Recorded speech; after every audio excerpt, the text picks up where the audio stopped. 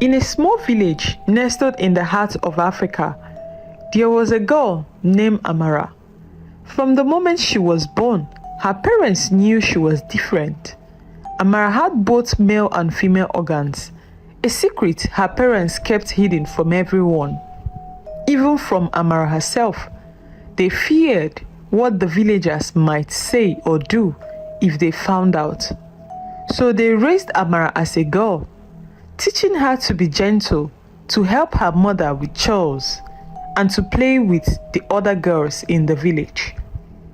As Amara grew older, she noticed that she wasn't like the other girls. She felt different, not just in her body, but in her heart also. She didn't understand why she sometimes wanted to join the boys in their games, climbing trees and hunting birds. But her mother always scolded her and told her to act like a lady. Confused and hurt, Amara tried to fit in, but the more she tried, the more she felt out of place. One day, while playing with other girls, they decided to urinate. But Amara's urine sometimes comes out either through the female organ or the male organ. On that particular day, the urine came out through the male organ. Her friends saw that and started laughing and pointing at her. When Amara got home, she was crying as she narrated the incident to her mother. She asked her mother, "Is anything wrong with me?" The mother held her and consoled her with reassurance of how special she is. She also warned her not to tell anyone about it. Amara grew into a very beautiful woman, developing all the female traits and male traits too. She had a vagina and a penis. She also developed well-rounded breasts. She was so scared to associate with people. While going to the market one day, Amara met a young man named Kelechi. He was strong and kind, and he made Amara laugh like no one else. They quickly became friends, spending every day together. But as they grew closer, Amara's secret became harder to keep. She feared that if Kelechi found out, he would hate her, just like her mother had warned her. Amara's parents began to worry about how close she was getting to Kelechi. They knew that soon Kelechi might ask to marry her, and then what would they do? They couldn't keep the secret forever.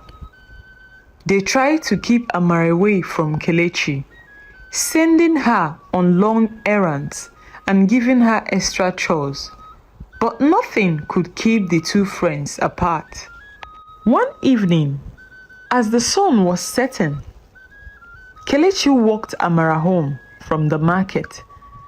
They stopped by a large bamboo tree, and Kelechi took Amara's hand. "Amara," he said softly, "I want to marry you." Amara's heart raced. She wanted to say yes immediately, more than anything, but she knew she couldn't. She pulled her hand away and ran home, tears streaming down her face. That night, Amara couldn't sleep. She cried herself to sleep, wondering why she had to be born this way. The next morning, Amara's mother found her in bed, eyes swollen from crying. "What's wrong, my daughter?" she asked, though she already knew. Amara hesitated, then blurted out, "Kelechi asked me to marry him, but I can't. I am not like the other girls, Mama. I am not normal," she said. Her mother's face grew stern. "Amara, listen to me. You are special, but you must never tell anyone your secret. If Kelechi truly loves you, he will marry you without knowing. You must be careful or you will bring shame upon our family. Amara nodded her head, but deep down she felt a storm brewing. How could she marry Kelechi and keep such a big secret? How could she live a lie for the rest of her life? Despite her fears, Amara continued to see Kelechi. They laughed and talked as if nothing had changed. But the weight of her secrets grew heavier each day. One evening, as they sat by the river, Kelechi noticed Amara's sadness. "What is wrong?" he asked, concern in his voice. Amara forced a smile. "Nothing, Kelechi, I'm just tired." But Kelechi wouldn't be convinced. He took her hand again, this time holding it firmly. "Amara, I love you and I want to make you happy. Please tell me what is bothering you." Amara looked into his eyes and felt a pang of guilt. She wanted to tell him everything immediately, to free herself from the burden, but fear held her back. Instead, she whispered, "I'm just afraid, Kelechi. Afraid of what the future holds." Kelechi pulled her close and hugged her tightly. "Don't be afraid, Amara. We will face it together, whatever it is," he assured her. As Amara rested her head on Kelechi's shoulder, she felt a glimmer of hope. Maybe, just maybe, everything will be okay. But deep down, she knew that the storm was coming, and when it hit, it would change everything. The day of the wedding came quickly.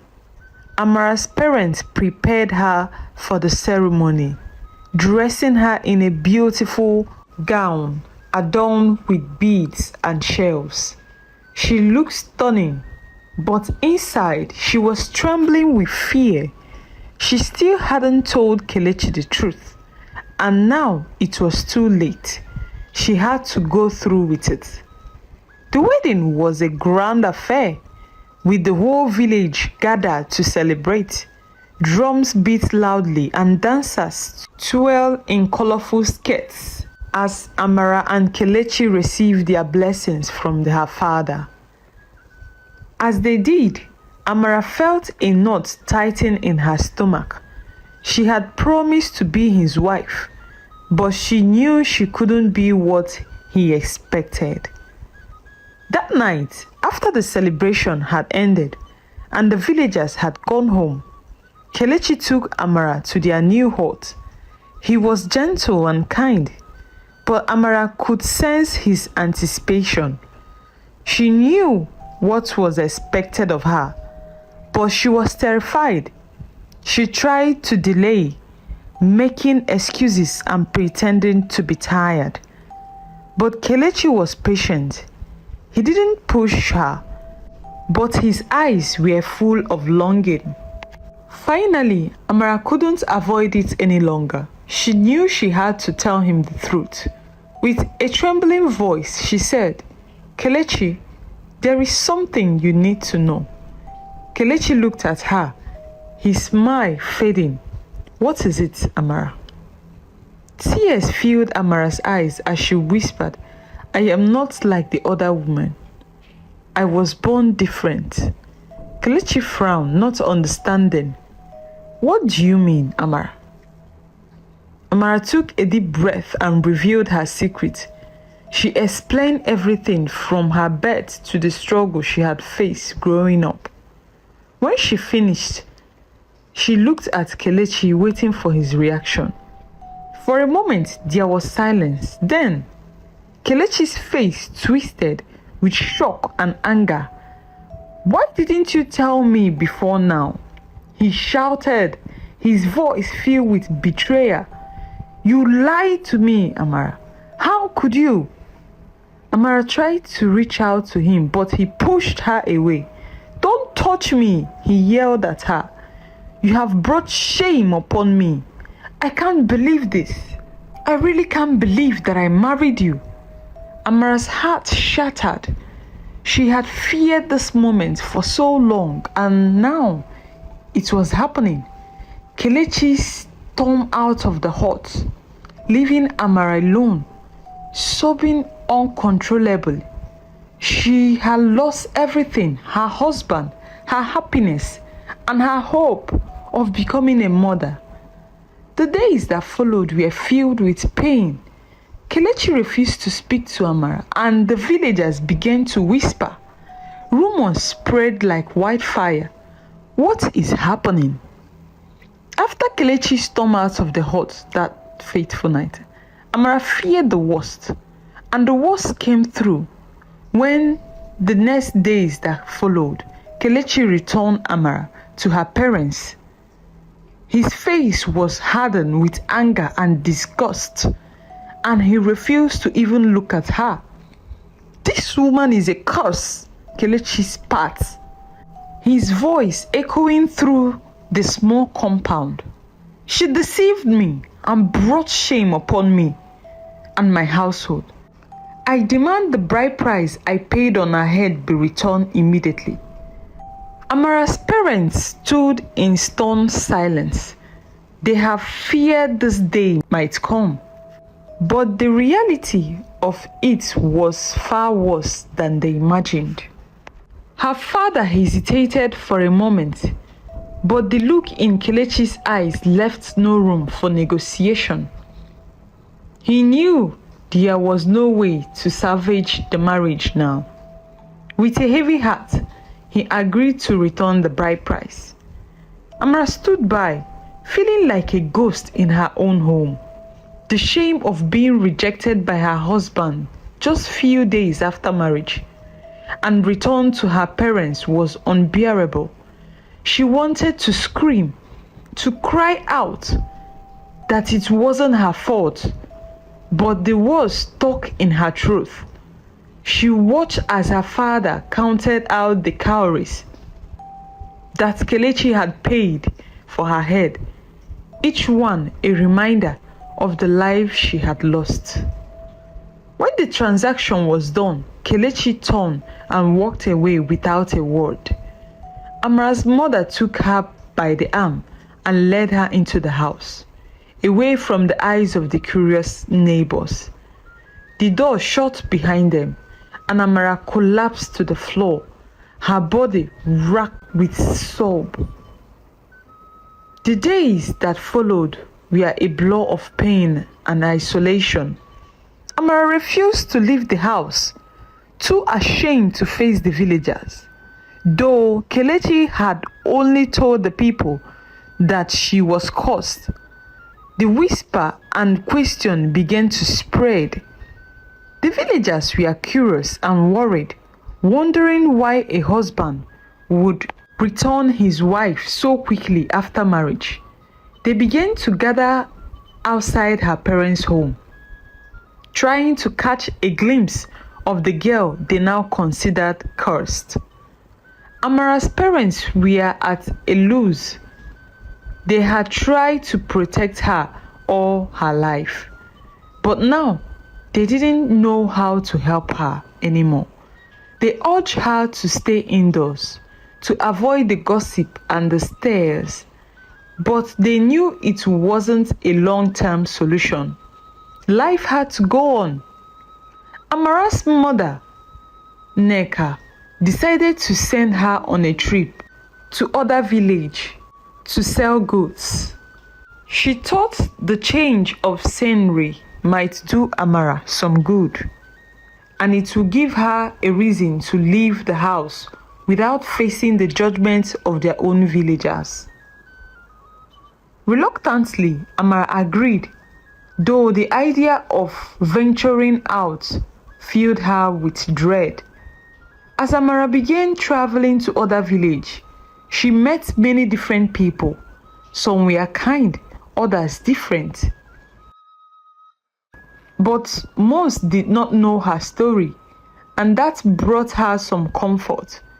She focused on her work selling her mother's goods and tried to push the memories of her failed marriage out of her mind. But no matter how hard she tried, she couldn't escape her own body. Something strange began to happen to Amara during those trips. She started noticing feelings within herself that she had never experienced before. Whenever she was around other women, especially those who were kind to her, she felt a strange sensation in her body. It was as if her male organ was responding in a way she didn't understand. At first, she tried to ignore it, thinking it was just a passing discomfort. But the feelings grew stronger with each encounter. One day, while selling in a village market far from her own, Amara met a woman named Adanna. She was a widow, strong and independent, with a warm smile that made Amara feel at ease. They spent the afternoon together, talking and laughing as they walked through the market. But as the day went on, Amara began to feel that strange sensation again. Her heart raced and she felt a tightening in her chest that she couldn't explain. When they stopped to rest under a tree, Adanna placed a hand on Amara's arm and smiled at her. "You are a good woman, Amara," she said softly. "I am glad we met today." The warmth of Adanna's touch sent a jolt through Amara's body. She felt an erection forming and panic set in. She quickly pulled away, mumbling an excuse about needing to get back home, and hurried off before Adanna could ask her any question. As Amara walked back to her village, her mind was a whirlwind of confusion and fear. What was happening to her? Why did she feel this way around other women? She had always been told that men were supposed to feel this way about women, but she had never imagined that she, with her unique body, would experience these feelings. When she returned home, she locked herself in her room, unable to face her parents or anyone else. She was more confused and frightened than ever. The secret she had tried so hard to keep was becoming more difficult to hide, not just from others, but from herself. Amara knew she couldn't keep running from what was happening. But how could she confront something she didn't even understand? The storm inside her was growing, and she had no idea how to stop it. Amara was lost in her thoughts as she lay on her mat that night, staring up at the thatched roof of her room. Her mind swelled with so much questions. Why was this happening now? Just when she was beginning to piece together the broken fragments of her life, this new and strange feeling had emerged, shaking her to her core. Everything she had heard about what happens to a man when he has feelings for someone seemed to be happening to her now. The quickening heartbeat, the strange, intense sensation in her male organ, the way her thoughts drifted to Adanna even when she tried to push them away.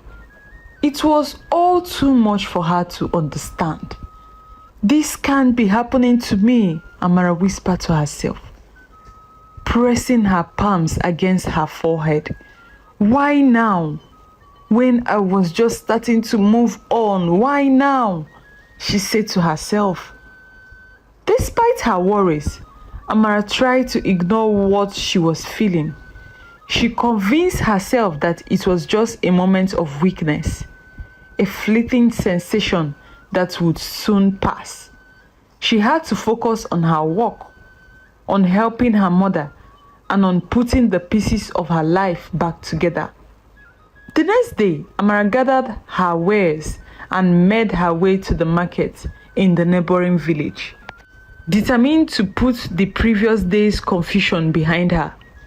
As she set up her stall, she repeated to herself that today would be just another day of business, that nothing strange would happen, and that she would get through it. But as the sun climbed higher in the sky, casting its warm light over the hustling market, Amara saw a familiar face approaching. It was Adanna, the widow she had met the other day before. Adanna's heart skipped a beat, and she felt a rush of emotions she wasn't ready to confront. Adanna's expression was soft, but there was a hint of worry in her eyes as she walked up to Amara's stall. She hesitated for a moment before speaking. "Amara, I hope I am not disturbing you," she began, her voice gentle. "I have been thinking about yesterday, and I wanted to make sure I didn't do anything to upset you. You left so suddenly, and I was worried that I might have offended you in some type of way." Amara's heart pounded in her chest. She hadn't expected Adanna to come back. And now, standing face to face with her, she didn't know how to respond. Feelings she had tried to ignore were building up again, and she felt that strange sensation in her body. "Oh, no, you didn't offend me," Amara stammered, trying to keep her voice steady. I just had to leave early. That's all. It wasn't anything you did." Adanna looked at her closely, as if trying to read the truth in her eyes. "Are you sure? You seemed so happy before, and then suddenly, you look different. I just wanted to make sure I didn't do anything wrong." Amara shook her head, forcing a smile. "I am fine, really. You don't need to worry." But Adanna didn't seem convinced. She reached out and gently took Amara's hand, her touch sending another wave of confusing emotions through Amara's body. "You can tell me anything if something is bothering you, Amara," Adanna said softly. "I consider you a friend, Amara, and I care about you." Amara's breath caught in her throat.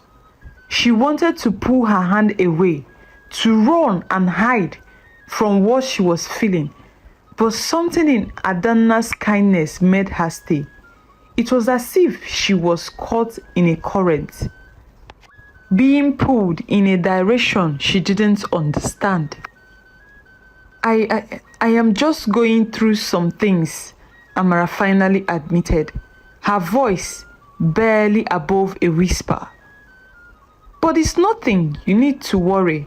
I'll be fine," she said to Adanna. Adanna gave her hand a reassuring squeeze. "We all go through difficult times, Amara, but you don't have to go through them alone. If you ever want to talk, or if you need anything, I am here for you."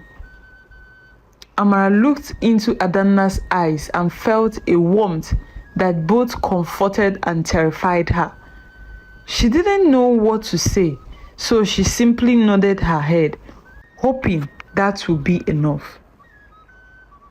As the day went on, Adanna stayed by Amara's side, helping her with her sales and chatting with her about small and everyday things. Amara found herself laughing at Adanna's joke and feeling more at ease. But the confusion inside her only grew. She didn't deny the attraction she felt, an attraction that didn't make sense to her, and it scared her. When the day finally came to an end and the market began to close, Adanna walked with Amara to the edge of the village. "Thank you for letting me spend the day with you," Adanna said with a smile. "I hope I will see you again soon." Amara nodded her head, though her mind was a whirlwind of thought. As she watched Adanna walk away, disappearing into the fading light. She felt a deep sense of loss, as if something precious was slipping through her fingers. But more than that, she felt a gnawing fear. What was happening to her? Why was she feeling this way? And most importantly, what would she do if these feelings didn't go away? As Amara made her way back to her village, the sun settling behind her, she knew that her life was becoming more complicated than she had ever imagined. The storm that had once been on the horizon was now upon her, and she had no idea how to weather it. The day Amara dreaded and anticipated in equal measure finally arrived. Adanna, who had become her close friend, invited her to spend time at her home. Adanna lived alone in a small, modest hut at the edge of her town village. Her husband had died just few months after they were married, and they had no children together. Since his death, the villagers had whispered behind Adanna's back, calling her bad luck, blaming her for not conceiving before her husband passed away, and even blaming her for killing her husband. Even the men of her community avoided her, believing her presence could bring misfortune. Loneliness had wrapped itself around Adanna like a heavy cloak, making her days long and her nights even longer, like a clock, making her days long and her nights even longer. Amara was the first friend she had made in a long time, the first person who didn't treat her like an outcast. That's why she invited Amara over to share a few moments of companionship, to laugh and to forget, if only for a little while, the pain of being alone. When Amara arrived, Adanna welcomed her warmly. She had prepared some food and brought out a calabash of fresh palm wine, its sweet, heavy aroma filling the small room. The two women sat together, eating, drinking, and talking about anything and everything. They laughed about the antics of market women, shared stories of their childhood, and for a while, it felt like all the troubles of the world had melted away. But as the evening wore on, Amara began to feel the familiar unease growing inside her, the feelings she had tried so hard to suppress. The burning desire that flared up whenever she was close to Adanna were becoming impossible to ignore. She felt it like a fire inside her, one that she was desperately trying to control. But the palm wine had loosened her inhibition, and the fire was becoming more intense, more consuming. Amara's heart pounded in her chest as she found herself staring at Adanna, her eyes tracing the lines of her face, the curve of her neck. She couldn't stop herself. She reached out and touched Adanna's arm, her fingers trembling as they made contact. At first, Adanna didn't understand what was happening. She felt Amara's touch and thought maybe it was just the wine making her more affectionate. But when Amara's hand lingered, when the touch became more insistent, Adanna's smile faltered. Amara, what are you doing? She asked, her voice unsure. But Amara didn't answer. She couldn't. The fire inside her had taken over her, and she was no longer in control of her actions. She touched Adanna again, this time more boldly, her hand sliding up Adanna's arm and moving closer to her underneath. She was wanting more. Adanna's heart raced, a mixture of confusion and fear gripping her. Amara, stop! Stop! What are you doing? What is wrong with you? But Amara didn't stop. She couldn't stop. The feelings she had kept hidden for so long were overwhelming her, driving her forward. And Adanna, who had also had too much to drink, found herself caught up in the moment, unable to resist the intensity of what was happening. The desire in the room was thick as they collided, engulfing both of them in a whirlwind of emotion and physical need as she penetrated Adanna. Before either of them fully realized what was happening, the two women had crossed a line that neither of them had ever imagined crossing. They lay together, consumed by the fire that had been ignited, their action driven by a force they didn't understand. When the heat of the moment finally subsided, they lay still, the reality of what had happened slowly sinking in. Amara was the first to wake up, her mind slowly coming back to her senses as she opened her eyes and looked at Adanna laying beside her. Horror rushed over her like a cold wave. What? What have I done? Amara whispered, her voice trembling with fear and shame.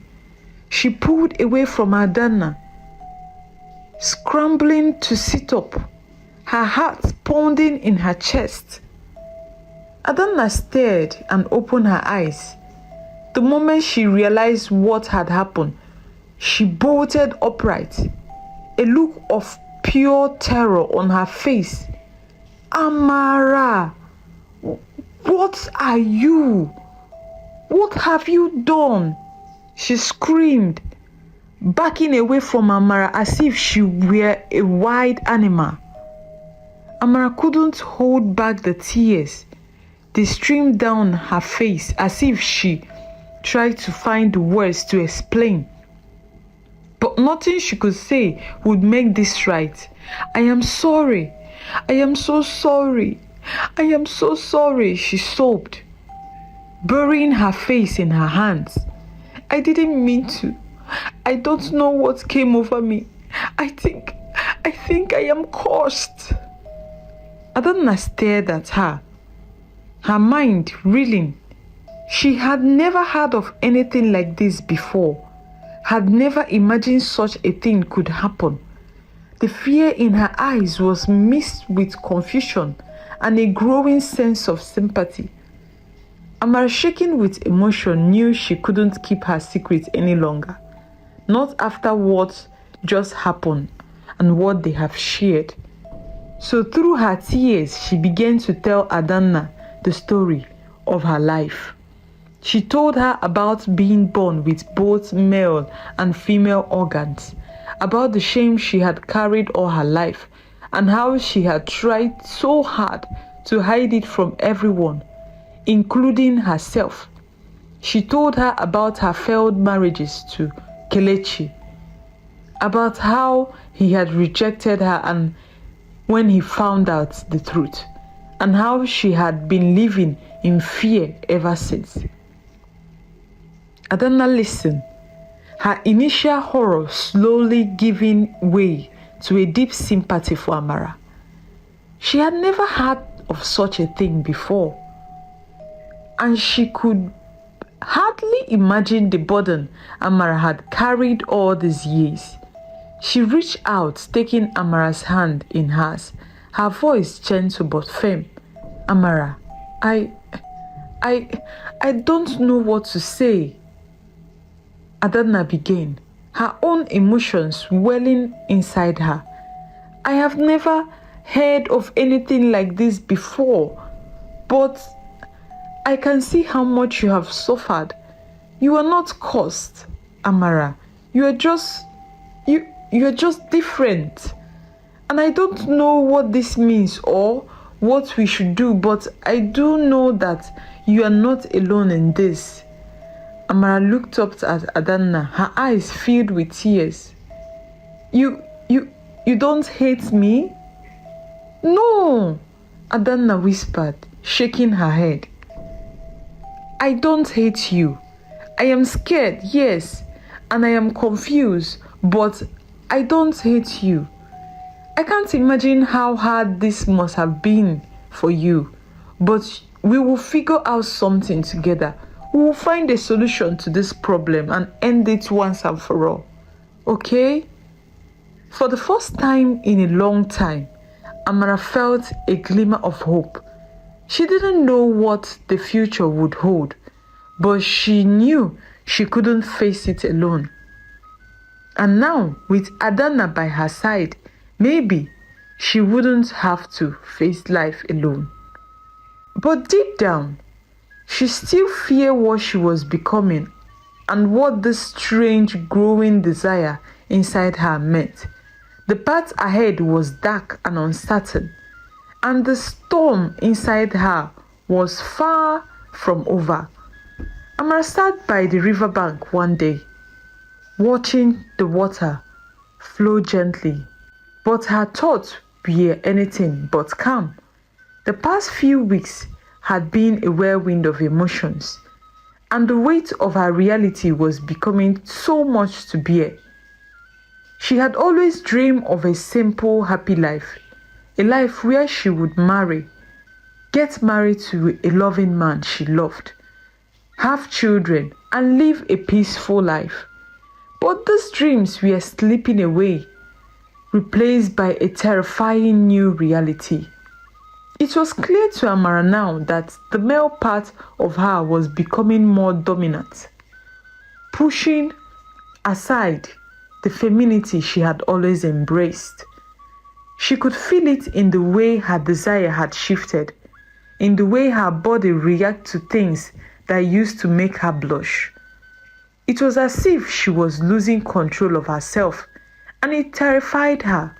The incident with Adanna had shaken her to her core.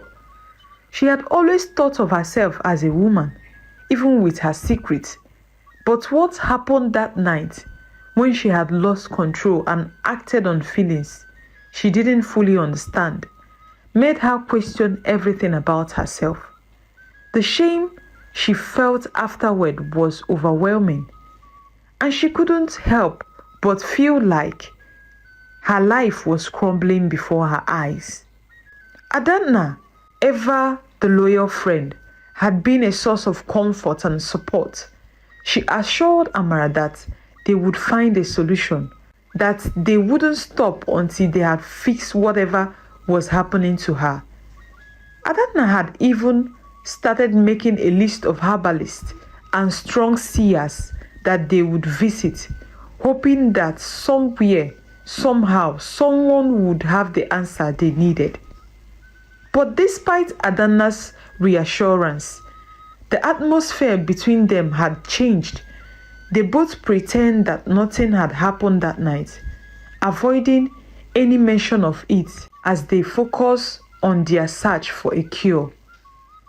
Yet the memory lingered in the air between them, unspoken but heavy, making their once easy companionship feel strained and awkward.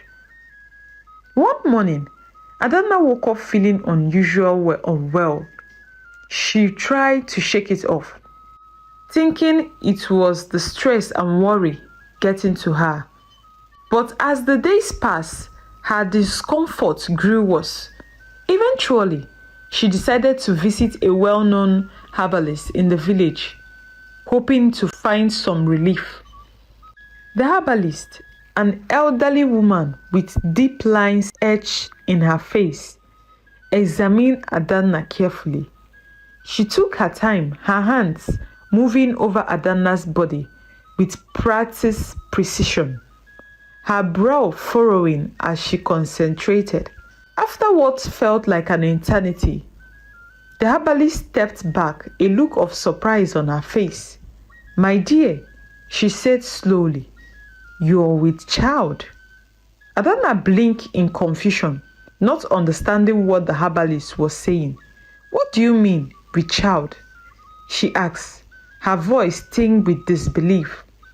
The herbalist smiled gently as if trying to soften the blow of her words. "You are pregnant, my dear. You are going to have a baby." Adana let out a short, incredulous laugh. "That's impossible. I haven't been with any man. How could I have been pregnant? Mama, what are you saying?" But the herbalist only nodded, her expression serious. "I know it may seem impossible, but the signs are clear. You're carrying a child." Adana's mind raced, trying to make sense of what she was hearing. She knew the herbalist was well respected, her knowledge of herbs and that of the human body unmatched.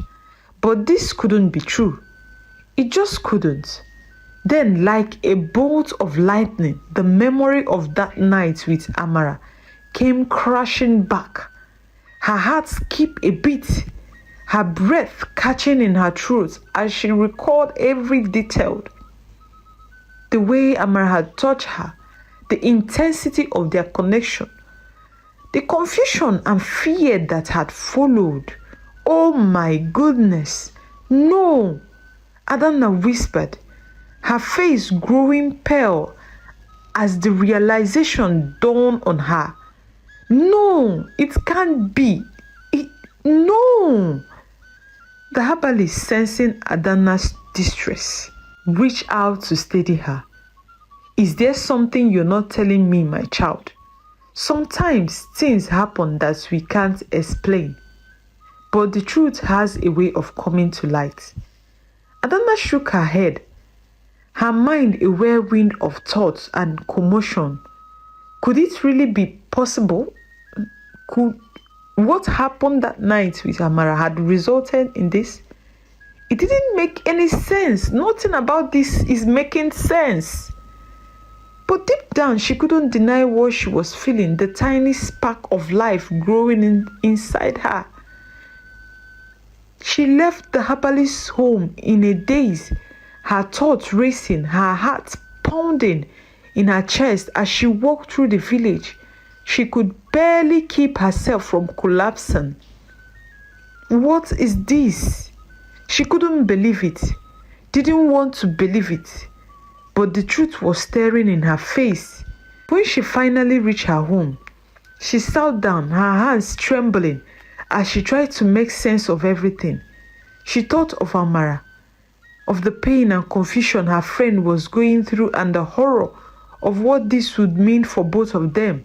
How could she tell Amara? How could she even begin to explain this to people? And what would happen if the villagers found out? They would surely see this as a curse, something unnatural and wicked. Adana's heart ached with fear, sadness, confusion. She had finally found a friend in Amara, and now this terrible secret threatened to destroy everything.